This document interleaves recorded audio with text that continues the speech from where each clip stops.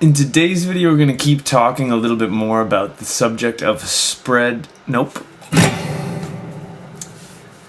In today's video, we're going to take a deeper look at something I talked about a little bit earlier on the channel, and that's the topic of upper structure triads. And in particular, we're going to look at them in applications in solo lines or single lines, as in melody and such. So to recap what an upper structure triad is, it's this idea that in every seventh chord, whether it's major 7, minor 7, or dominant 7,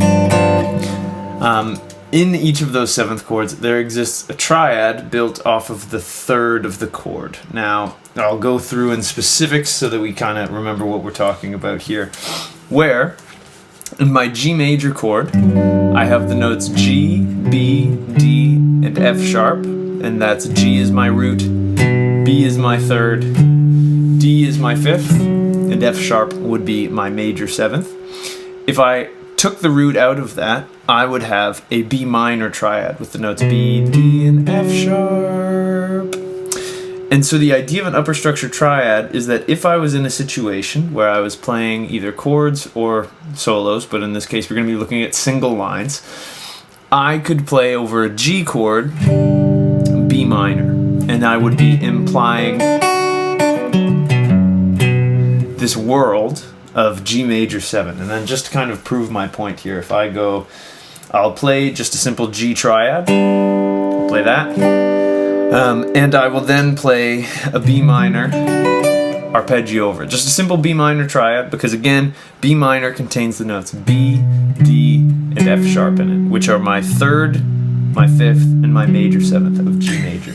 So if I play a little G major triad here and I go, I'll hold that down so it sustains, and then over top of that, if I go, a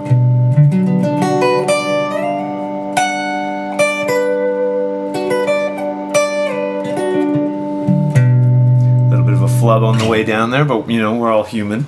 And so the cool thing about playing upper structure triads, there's kind of two main things that makes this a really, really cool technique. Is that first of all, when the band's playing that, say that G, if I play B minor over it,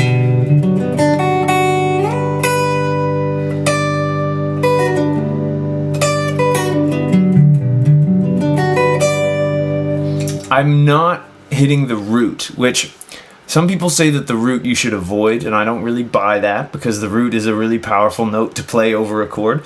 But the first thing that's cool about this is I'm avoiding the root. So I'm getting these notes that are only, as the name of this theoretical concept suggests, I'm in the upper structures of the chord.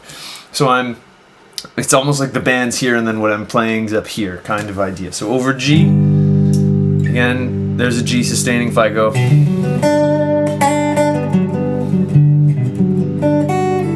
Oh, I threw in a 7 there, but that's cool, but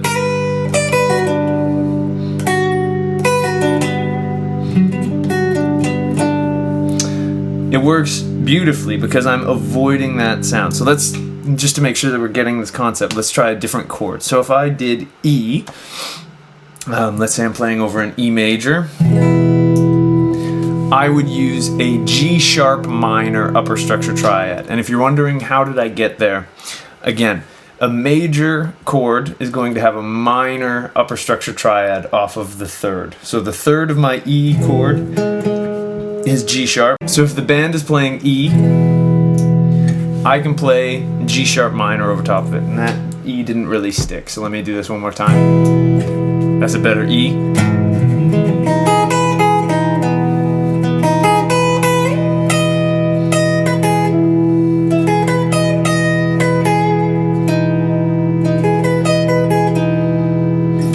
I get those kind of sounds that exist on top of it. So there's examples over a major chord. And again, you can do this for any. I'll do one more really quick. If the band's playing A, my major third in the key of A is going to be C sharp. So I can put a C sharp minor upper structure triad on that. So the band's got this A happening, and I could go.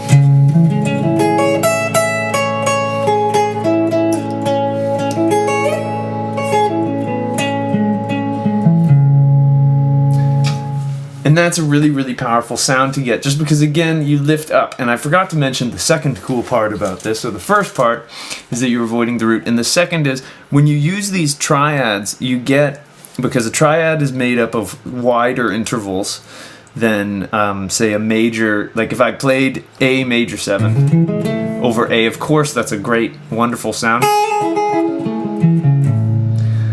But when I limit myself to just the 3rd, 5th, and 7th,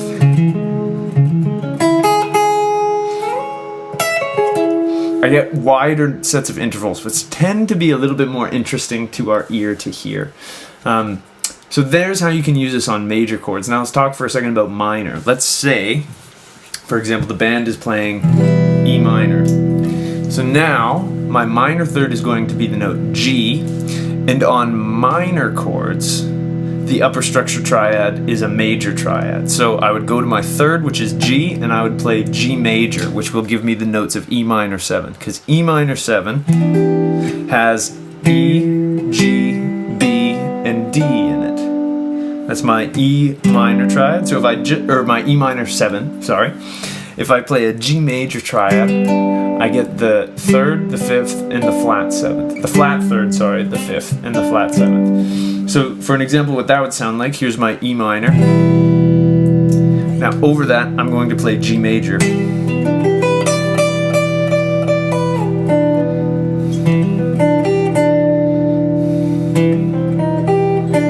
threw in a sharp 5 there, sorry. And again, if we were to do, say, A minor, now my third is going to be C, so I would play C major.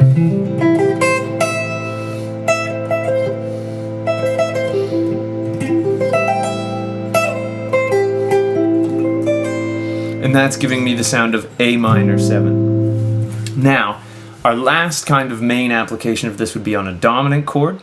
So let's say I'm playing C7, or let's say, well, C7, why not? If I'm playing this C7 chord, my upper structure triad built off of the third, so my major third would be E. Here I want to play a diminished triad. So my notes in C dominant 7 would be C, E, G, and B flat.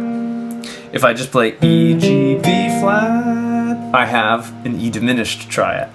So if the band's playing C7, an exciting sound I could pull out of that would be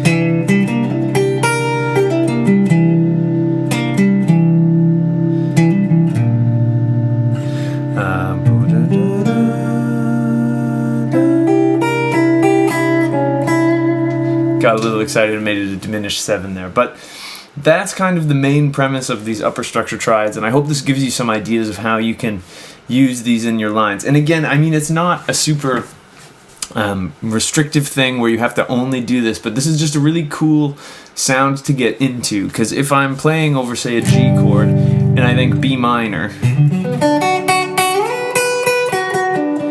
I'm going to be thinking of different ideas than I would be if I was thinking G major. So there's a whole bunch of cool stuff you can do with this, and it's something that a lot of great players like Julian Lage and really just a lot of great improvisers use, is this idea of upper structure triads.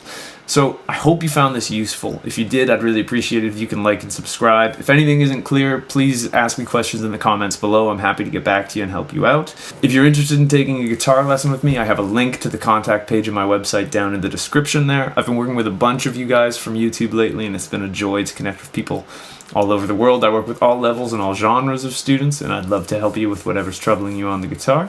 And last but not least, I've got new videos coming out every Monday and every Thursday, so I'd love to see you in the next one. And until I do, I'll wish you a wonderful day, and I hope you have some fun playing the guitar.